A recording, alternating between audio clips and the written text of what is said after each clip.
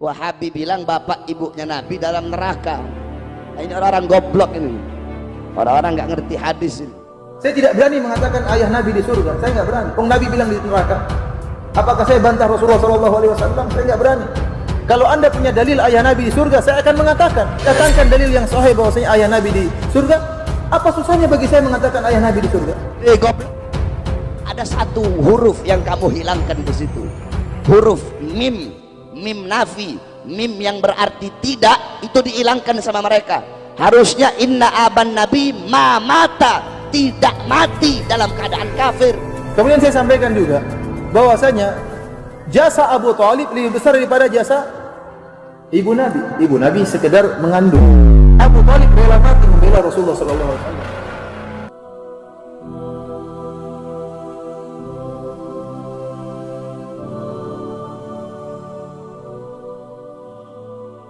Pertanyaan, ayah ibu Rasulullah di surga apa di neraka? Ini pertanyaan sering ya ditanyakan ya. Kalau orang mencari-cari kesalahan bisa menimbulkan adu domba. Namun saya ingin jawab karena ini bertanya tentang ilmu. Saya katakan para hadirin hadirat yang dirahmati oleh Allah Subhanahu wa taala bahwasanya kita sangat mencintai Nabi sallallahu alaihi wasallam. Dan kita sedih apa yang disedihkan oleh Nabi sallallahu alaihi wasallam, dan kita gembira apa yang digembirakan oleh Rasulullah sallallahu alaihi wasallam. Rasulullah SAW sedih tatkala dia minta izin agar ya memohon ampun bagi ibunya. Allah tidak mengizinkan. Dan kalau Rasulullah SAW minta izin untuk menziarahi ibunya, maka diizinkan oleh Allah Subhanahu wa taala. Kemudian juga tatkala ada seorang bertanya kepada Nabi SAW, di mana ayahku? Kata Rasulullah SAW, ayahmu di neraka. Kemudian ini dalam Sahih Muslim. Ketika orang itu sedih, kata Rasulullah SAW, inna abi wa abaka finnar. Sungguh ayahku dan ayahmu di neraka. Taib. Masalah ayah ibu Nabi di neraka atau tidak masalah yang gaib. Maka tidak boleh kita mengucapkan tentang masalah ini kecuali dengan dalil, bukan pakai perasaan. Dan Rasulullah SAW telah jelaskan dalam Sahih Muslim bahwasanya ayahnya di neraka jahanam dan ibunya tidak diizinkan agar dia ya mohon ampun buat ibunya. Apakah kita berani melanggar perkataan Nabi SAW? Saya katakan memang ada sebagian ulama yang berusaha mentakwil hadis ini, mengatakan oh maksudnya ayahku dan ayahmu di neraka, maksudnya pamanku di neraka, yaitu Abu Thalib misalnya. Tapi ini dibantah oleh Imam Nawawi rahimahullah. Imam Nawawi rahimahullah, ya, ini apa yang saya sampaikan ini terdapat dalam buku Al-Minhaj Syarah Sahih Muslim. Al-Imam Nawawi tegas dalam hal ini menjelaskan ayah dan ibu Nabi SAW di neraka jahanam. Oleh karenanya di antara dalil yang menguatkan bahwasanya ayah dan ibu Nabi SAW di neraka jahanam, ya, bahwasanya Nabi saya tidak pernah mendapati doa Nabi mohon ampun buat ayah ibunya. Antum pernah dapati doa Nabi SAW berdoa Rabbi ghufirli wali walidayya? Pernah? Ada atau tidak?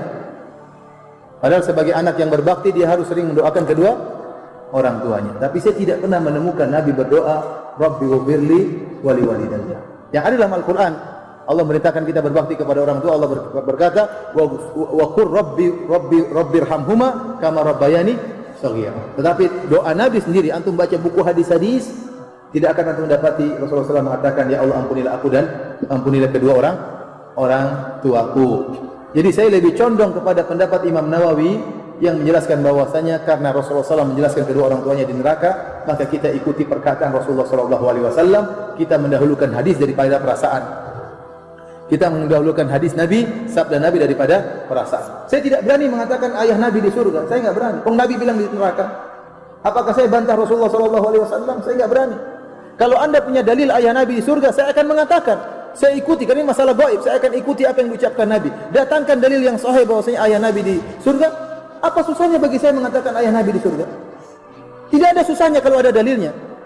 Justru saya pingin ayah Nabi di surga karena itu ayahnya Rasulullah SAW. Justru saya ingin ibunya Nabi di surga, itu ibunya Nabi SAW. Nabi sedih tatkala mengunjungi kuburan ibunya sampai Nabi menangis, wa abka man haulahu, para sahabat juga ikut nangis.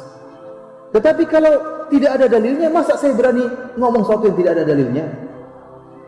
Baik, ada yang mengatakan ada hadis menunjukkan Rasulullah SAW menghidupkan kembali kedua orang tuanya suruh masuk Islam, akhirnya masuk surga. Hadisnya lemah, hadisnya palsu, tidak ada tidak kuat dibandingkan dengan hadis dalam Sahih Muslim.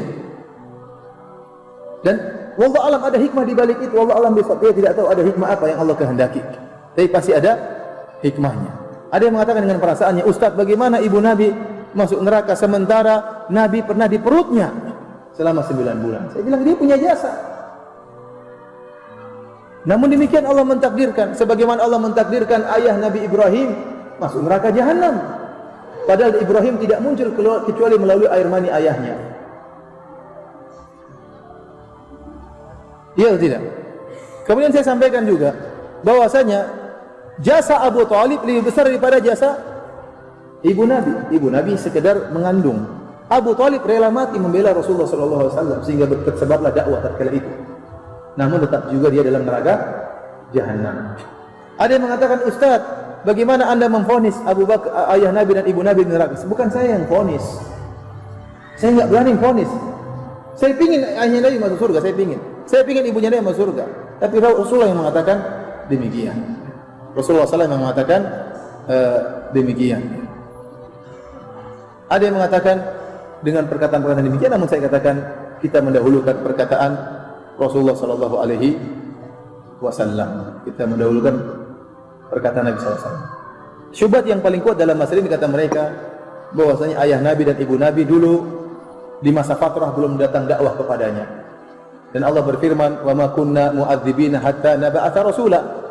Dan kami tidak akan mengadab satu kaum sampai kami mengutus rasul. Nah, ayah dan ibu Nabi belum ada rasul tatkala itu, bagaimana divonis neraka? Saya kata ini sudah dibantah oleh Al-Imam Nawawi. Ya bahwasanya ada orang-orang sebelum Nabi datang sudah divonis dalam neraka jahanam. Contohnya Amr bin Luhai Al-Khuzai. Amr bin Luhai Al-Khuzai dalam Sahih Bukhari, Rasulullah SAW mengatakan, "Ra'aitu Amr bin Luhai Al-Khuzai yajurru qasbahu finnar." Aku melihat Amr bin Luhai Al-Khuzai menggeret ususnya di neraka jahanam. Kenapa? Li'annahu awwalu man sayyaba as-sawa'ib. Karena dia orang yang pertama kali mengkeramatkan onta dan kambing-kambing tidak boleh dinaiki dan tidak boleh disembelih dan macam-macamnya. Dia yang pertama kali membuat kesyirikan membawa kesyirikan ke Jazirah Arab. Waktu itu Nabi belum ada. Tetapi ingat, ada dakwah tauhid. Oleh karenanya ada orang-orang yang disebut oleh para ulama dengan al-ahnaf. Orang-orang berada di atas agama tauhid, seperti contohnya Waraqah bin Naufal. Dia sudah dia tauhid, dia Nasrani tapi dia tidak berbuat kesyirikan. Dan ada beberapa orang disebutkan dalam sirah Nabi sallallahu alaihi wasallam. Jadi sisa ajaran Ibrahim masih ada. Dan Al-Imam Nawawi rahimahullah menjelaskan bahwa ini menunjukkan bahwasanya dakwah tauhid sudah sampai kepada kedua orang tua Nabi, namun mereka berdua tetap di atas kesyirikan. Buktinya Rasulullah SAW vonis mereka berdua di neraka jahanam. Wallahu a'lam bishawab. Ini ilmu yang saya sampaikan, yang saya pahami. Nah, kalau ada orang mengatakan ada pendapat yang lain, silakan ada pendapat yang lain, ya. Dan saya berharap pendapat tersebut lebih bagus dari pendapat saya yang menyatakan Nabi, ayahnya dan ibunya di surga. Saya ingin ayah dan ibu Nabi di surga. Namun saya tidak bisa berbicara dengan hawa nafsu, saya harus ikut dalil. Kalau ada dalilnya saya akan ikuti. Kalau enggak, saya tetap kembali kepada sabda Nabi sallallahu alaihi wasallam. Wallahu ta'ala alam bishawab. Ayat Al-Quran sudah bilang, kullu nafsin da'iqatul maut. Setiap yang bernyawa, yang berjiwa pasti akan mati. Kullu man 'alaiha fan. Segala sesuatu yang ada di atas bumi pasti binasa. Kullu syai'in khaliqun illa wajha. Segala sesuatu zat, wujud, bentuk apapun akan hancur kecuali Allah. Yang tua mati, yang muda mati, yang kaya mati, yang miskin mati, yang sehat mati, yang sakit mati. Semua pasti mati.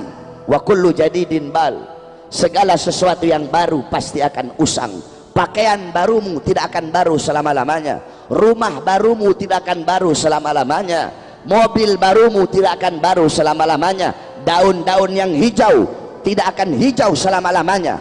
Akan ada saatnya dia menguning dan dia menjadi gugur, saudara-saudara. Semua yang baru pasti usang. Wa kullu kibarin yafna.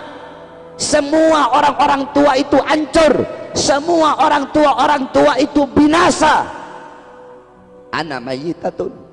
Aku nantinya mati. Aku nantinya jadi mayat. Fadzikri wa dzikri bak. Walaupun aku jadi mayat, tetapi mengenangku akan abadi selama-lamanya. Mengenangku akan kekal. Kenapa? Faqad taraktu khaira. Karena aku telah meninggalkan kebaikan. Apa kebaikan yang ditinggalkan oleh beliau? Nabi Muhammad. Wa waladtu tuhra. Aku telah melahirkan anak yang suci. Siapa anak suci yang dilahirkan oleh beliau? Nabi Muhammad. Sehingga setiap orang yang mengenang Nabi pasti akan mengenang ibunda Nabi Muhammad. Enggak bisa kamu cuma mengenang Nabi tapi enggak mengenang ibunda Nabi, tidak bisa. Tidak bisa. Setiap orang yang mengenang Nabi tidak bisa dilepaskan dari kenangan ibunda Nabi. Setiap orang yang mengingat Nabi tidak bisa dilepaskan daripada ingatan mengingat ibunda Nabi Muhammad SAW. Cuma kurang ajarnya Wahabi begitu. Wahabi bilang bapak ibunya Nabi dalam neraka. Ini orang-orang goblok ini, orang-orang nggak ngerti hadis ini. Ada satu hadis yang dimana di situ dikatakan Rasul berkata, abi finnar, ayahku dalam neraka. Itu hadis ada dua riwayat. Pertama riwayat Hammad ibn Salamah, kedua riwayatnya Ma'mar. Ini dalam ilmu hadis ada namanya tarjih hadis. Tarjih hadis itu di antara dua hadis itu nanti dicari tahu mana yang paling rajih, mana yang paling kuat. Nah saudara-saudara, Hammad ibn Salamah menurut Al-Imam Suyuti, Al-Imam Qurtubi, sa'ahifduh, Hammad ibn Salamah itu apalannya buruk di masa tuanya, sehingga kalau ditarjih, kalau dibandingkan mana yang paling kuat, maka riwayat Ma'mar yang lebih kuat. Sedangkan riwayat Ma'mar tidak ada lafaz Nabi mengatakan ayahku dalam neraka. Saudara-saudara sekalian yang dimuliakan oleh Allah, bapak ibunya Nabi, beliau berdua adalah ahlul fitrah. Ahlul fitrah itu siapa? Ahlul fitrah itu adalah orang yang hidup di masa kekosongan daripada Nabi, orang yang hidup di masa kekosongan daripada Rasul, yang dimana dikatakan oleh Allah dalam Al-Quran, wa ma kunnal mu'adzibina hatta nab'atha rasula, kami tidak akan mengazab suatu kaum, suatu golongan sehingga kami mengutus kepada kaum dan golongan tersebut seorang Rasul.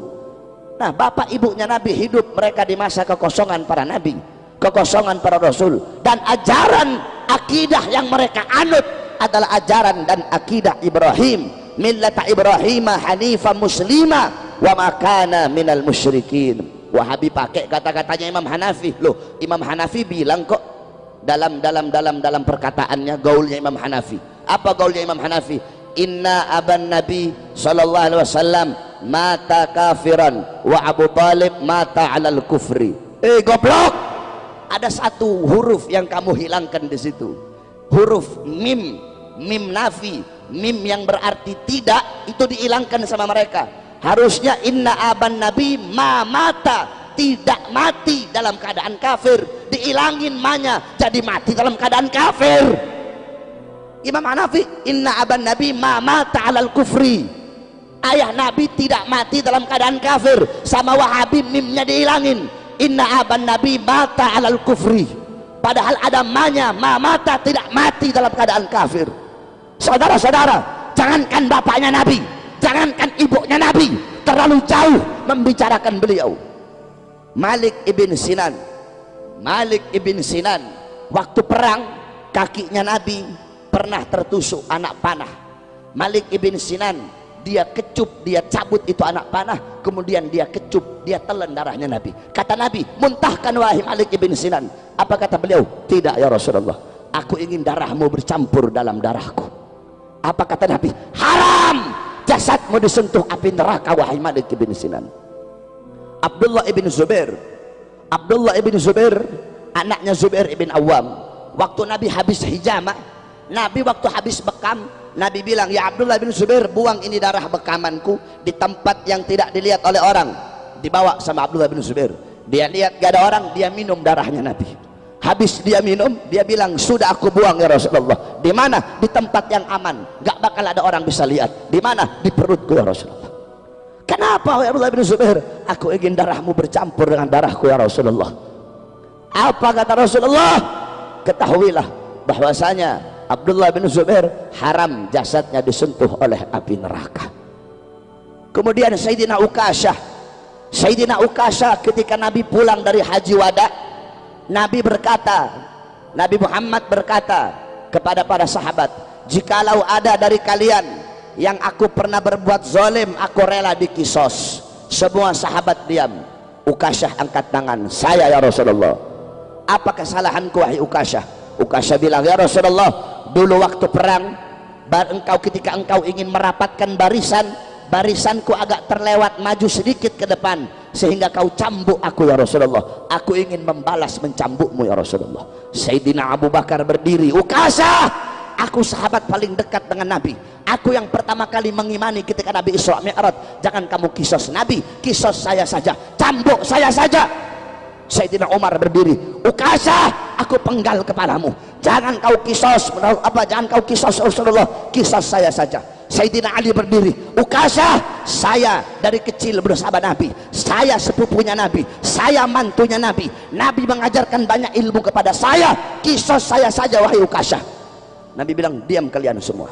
Wahai Bilal, ambil pecut, ambil cambuk yang biasa aku buat untuk merapatkan barisan. Pergi Bilal ke rumah. Assalamualaikum. Pintu rumah dibuka oleh Sayyidah Fatimah. Ada apa wahai Bilal? Rasulullah memerintahkan untuk mengambil cambuk. Untuk apa wahai Bilal? Ukasyah pengen mengkisos Rasulullah. Apa kata Sayyidah Fatimah? Wahai Bilal, bilang kepada Ukasyah, aku putrinya Nabi, aku darah dagingnya Nabi. Kalau dia mau kisos, biar dia kisos aku saja, asal jangan dia kisos Rasulullah. Tetap diambil itu cambuk, dikasih kepada Ukasyah. Kata Rasulullah, ayo wahai Ukasyah, kisos aku. Kata Ukasyah, ya Rasulullah, dulu aku dalam keadaan tidak pakai baju, jadi kalau kamu aku cambuk pakai baju nggak adil ya Rasulullah. Buka bajumu ya Rasulullah. Sahabat makin marah. Rasulullah buka bajunya. Ketika dibuka bajunya Nabi, langsung Ukasyah peluk dan langsung dicium perutnya Nabi Muhammad. Ini hanya alasanku saja ya Rasulullah, agar aku bisa memeluk perutmu ya Rasulullah. Apa kata Nabi? Kalau kalian pengen lihat penghuni sorga, lihatlah Sayyidina Ukasyah. Malik ibn Sinan, Abdullah bin Zubair meminum darah Nabi. Ukasyah bertempel dengan kulitnya Nabi, haram jasadnya masuk api neraka. Masa bapak ibunya Nabi, yang dimana Nabi adalah darah dagingnya, masa bapak ibunya Nabi masuk dalam neraka? Saudara-saudara, ini nggak masuk akal ini. Kalau bapak ibunya Nabi masuk neraka, berarti api neraka tidak bisa memakan beliau berdua. Kalau api neraka tidak bisa memakan beliau berdua, apa gunanya neraka? Sedangkan Allah tidak akan menciptakan sesuatu yang tidak berguna dan sesuatu yang sia-sia. Nah, oleh karenanya ibunda Nabi, setiap orang yang mengenang Nabi akan mengenang ibunda Nabi.